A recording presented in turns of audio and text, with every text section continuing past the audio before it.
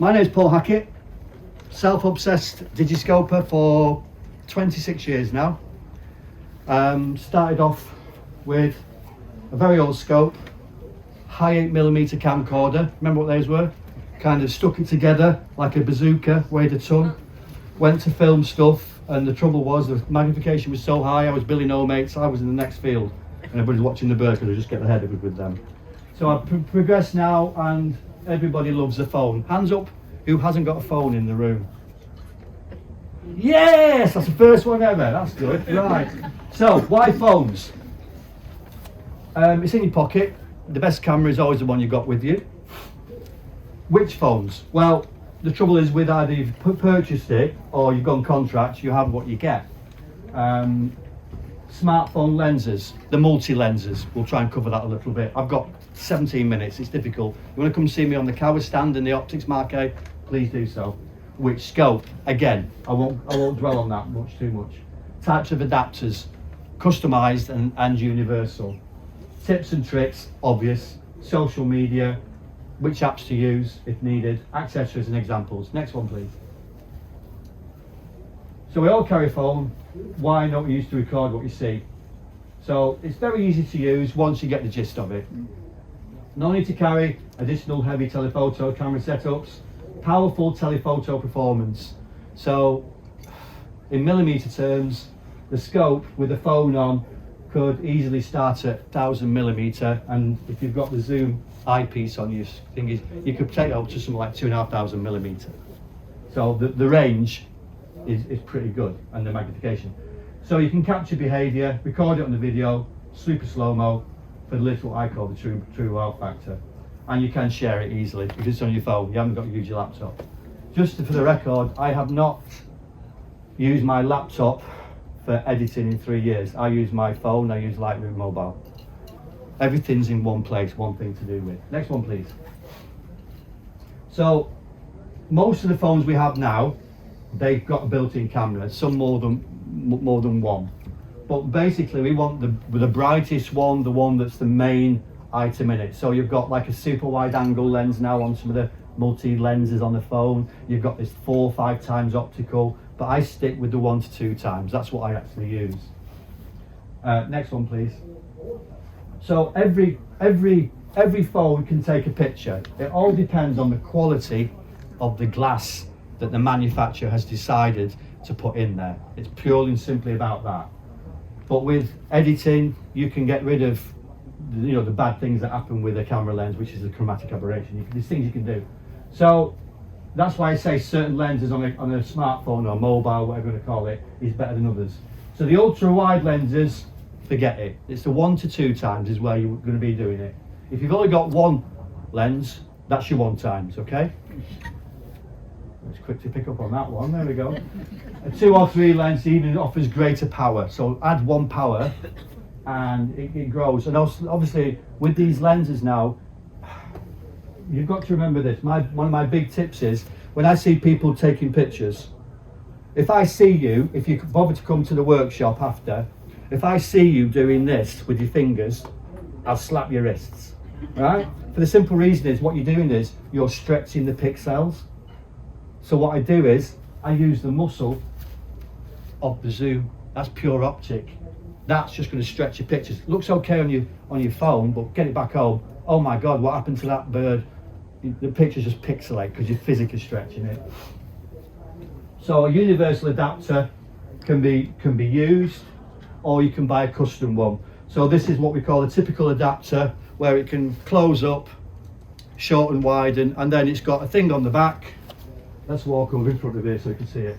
So you can adapt it so you can get any of the eyes, any of the lenses on the camera. So I say you basically want it on the 1 times, 2 times lens. How are we doing for time, my friend? Cool. And don't forget, you can use binoculars as well to bin scope. So you can get various adapters that will fit it, go over the eyepiece and the adapter if you want to be mobile and can't be bothered using it, so you can do it. A quick tip, if you're even going to do that, don't do it like this, right? Why? Because you're using muscle. Switch the phone up, switch the bins over, put it on there, use bone and do it that way. Get your focus in. Next one, please. So this is what we call the dreaded vignetting. It's vignetting, but we pronounce it vignetting in our little world. It's where the limitation of attaching something digital to a spotting scope happens. If you can accept that, you're cooking on gas. If you bring DSLR logic and know-how to phone scoping, you'll get stupidly frustrated. Leave it there. There's no competition. It's manual focus. So that's what, for me, that's the biggest. So what happens is we get this black screen. So to get rid of it, as I said to you about putting your fingers on the screen and stretching it, massive no-no. Now then, with all the new phones that we're getting, you'll get choices. So I've got, on my phone, I've got 3 lenses. I've got 5 times, I've got a 1 times and a 2 times built into one, and it's optical. And then I've got a super wide angle. So I can actually make this one phone do my films. So I can put it on super wide landscape, keep it still. That's the setting in my little stories, my little videos. And then 5 times, I've got this and that, and then I've got attaching it to the scope. Next one, please. So if you've got a scope already, you just got to utilize it. As I said, universal adapters can offer a solution. Zoom eyepieces are good, but we at Kowa, we've brought out 2 years ago, was it, Severine? We've got a wide angle fixed eyepiece. So anybody in the audience who's just got one lens, put your hands up. Right, don't despair, there is a solution. So with our wide angle eyepiece, it gets rid of the vignetting because it's got stupid eye relief. So the vignetting disappears, so you don't have to put your fingers on the screen to stretch it. The bigger the objective lens, this is what we call the objective lens, the big one at the front. The bigger it is, more light, okay? And a steady tripod and header essential. But yes, if you want to buy a cheap £100 scope, the results are you're paying for lack of coatings and quality and workmanship. You put your money in, you get a decent scope. People come to me and say, how can I save money? Look at the second-hand market as well. So if something costs £2,000 on eBay, it's selling for £1,000, but you've still got the glass and you can see if there's a problem with it. Okay, next one please. So I've already been through this. The companies that I've dealt with in the past is Phone Scope, SKOPE. They do customized ones. So what that means is they'll give you a plastic body and then they'll give you a plastic ring you can attach to that to attach it to your eyepiece. So all you need to do is tell them your model of your phone and what your scope and eyepiece is, and they'll give you the diameter. So that's customized. You can also get the universal ones, which I've just shown you. We do one at Kowa, which covers for everything. Next one, please. Eyepiece, dedicated or universal. It's down to your good self. So this helps us to actually steady it. So I don't know if you know me, but I am a birder, and I'm a twitcher. I'm not so hot on it now because I live in Aberdeen. It's not quick to get to Kent in 4 hours. So what I find at Twitchers when I do go is that the amount of birders that have turned up with a £3,000 pair of bins, they've got a scope that's cost them £3,500, a carbon fibre tripod, and the cheap buggers will literally try and handhold it before they'll buy an adapter, right? I always tell you it's essential to buy the adapter, because guess what? By the time you've done that with your phone, the bird's gone. Half the time. You didn't have an appointment with that bird. Next one, please. So, learn the basics. Take lots of pictures, delete the bad ones later. I actually use my TV. I bought a lead. It's a USB-C, because on my 15 Pro Max, USB-C lead to my telly. And so on the back of there it looks okay. But when you've got it on the TV, and I've taken 47 pictures of that one bird in the same position, I'll go through each one, and this is what I do. And I think it would be a good thing to set up for yourself, because it sets your quality. So you take number one, look at it, you can stretch it with your fingers to see the feather detail. Oh, that's blurred. So that's number one's my marker. Go to number two. Well, number two is better than number one. Delete number one. You'll end up with the best of what you've got. So that's why I say take loads of pictures. And I'll also give you the tip of have a nervous twitch or tick when you're focusing. Take a couple of pictures and then revisit the back of the focusing. So basically what I will do is and I've not turned my phone off, yes I have, is that the way to work this is how you will literally do it. So quick, how do you do it? You find the bird in the scope, okay? You would have normally a kind of small or medium-sized video head, which you can lock the pan and the tilt. You find the bird, you put it on the lowest mag, you put the bird in the center, and then you lock everything down. So you've locked the tilt and you've locked the pan. So that now means the bird's in the center. So you then try to put the adapter on, and you haven't done that. You put it on, you've knocked it off place. You then try and find the bird on the back of the phone now. You haven't had the daft logic to take that off and go again. Meanwhile, the bird's going, take me picture, get on with it. You know what I mean? So this is what you need to think about. So that my method is, sometimes you will have an appointment with that bird or animal, sometimes you won't. But if you try a method, it works. So let's go back. Find it, focus it, lock it down. You've got your phone switched to video or camera. So how many people iPhones in the room? Hands up. Flipping heck. Samsung boys and girls? Anybody got the S23 or the S24? Hey, there's always one. There we go. So the iPhone stuff is just getting better and better, but so is the Samsung stuff. So I'll go quickly. How many minutes left, please? You've got 6. Oh, I could slow down. Rushing a bit. I could have a beer or something. Just put my feet up. I'm sorry, because this place gets it like this. So, what do I do once this phone is now on the adapter? I then go to my iPhone and I hold it down. And what happens is that the yellow sign comes up at the top. I know you can't see it at the back, but get your bins out and you can have a quick look, or get your scope out. So what happens is we've physically locked that image, okay? And then on the iPhone, there's a little, you won't be able to see that even in the front, there's a little sunshine symbol. There is a little sunshine symbol on the right hand side, and what you can do with that is you can actually make it go darker. How many people didn't know that? That was useful, okay? And it really is a good thing. I also have got, you won't be able to see it there, but can you see the grid? If you go into camera settings, there's a grid pattern of 3s, like composition is say, don't put the picture in the middle, put the bird to the left looking into the right. So also this stops you from having the ducks swimming up the lake. Small things that you would not believe.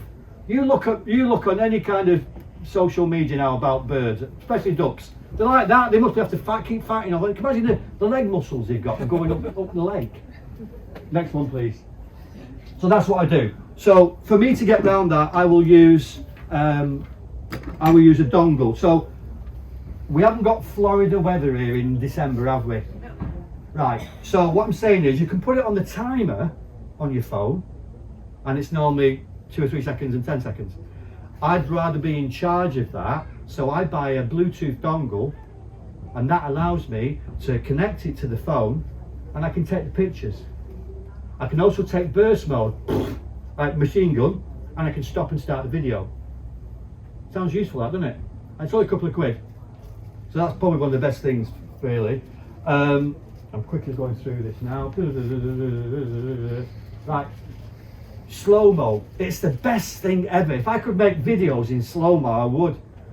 I've 2 or 3 years ago, I was offered a chance to go to the Buso project in Spain, which is a good friend of mine, Yardi, and he has been in conservation most of his life. He's retired now, and he has a big flock of griffins.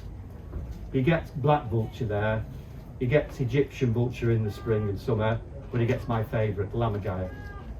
And he's got maybe 30 or 40 birds. It's a spectacle, and he's got hides there. And I was so fortunate to get this opportunity, and I made a video for him. He couldn't believe it. He didn't ask for it, but it was just like him. And one of the shots is slow-mo, and I've digiscoped it, and the bird takes off with a bloody big bone in its mouth and goes past me, and it's in focus, and you've got all the wings going out, and it's. So what I'm trying to say is, when you're choosing what media you're going to use, it's fine to get a pick, but think about video, think about slow-mo, because with slow-mo, for me, the eye takes it in, the brain goes, ain't that smart, rather than it's gone. The human eye, it's gone. It's just beautiful. It's really, really good. Next one, please.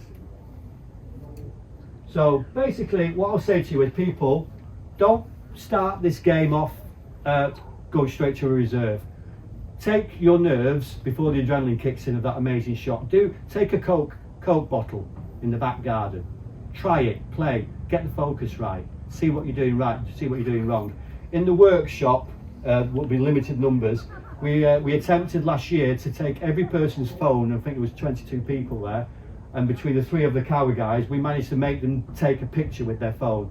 And a lot of people went, it just demystified. I just thought it was complicated, and all it is what I said. Line up the scope, lock the pan and tilt, put the adapter on, line up the eyepiece, put it on the adapter, put the screen on, press your finger down, hold it down, take the picture. Okay? Now then, with some of your phones, with the iPhones and some of the Android, a quick point to make. In some of the generations of iPhone, there is a situation where you try and use the native camera app, and what happens with Apple is they've made the jiggery pokery go, I want to use 3 lenses at once to make this picture, and the screen goes black. Okay, well, if you get that, there are apps available. The ones I use, the phone scope is free, and I think the Moments one is about $2.99. So look on the net. I'm probably one of the best one-stop shops for information in this country, really, about this, because I care about what you're spending. The amount of people have actually put off, and if you can't manual focus, don't even spend your money. Don't even do anything about it. Okay, next one, please. So battery pack, worth its weight in gold. I cannot say. Get a battery pack. Research it. You want at least a minimum of 2 charges in that, not the ones where it's like 1 charge. 2 full charges. The remote shutter, the dongle, and then my Hoodman loop, which I use.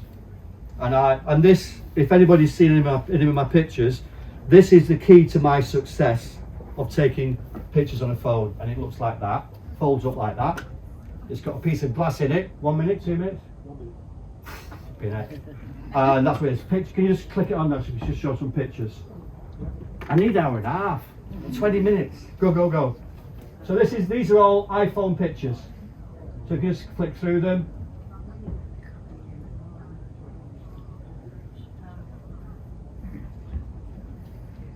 That's it. Ladies and gentlemen, thank you for listening to my inane dribble. I hope you got something out of it. I sincerely do. And if you want to come and see us, I'm on the carousel. Thank you so much.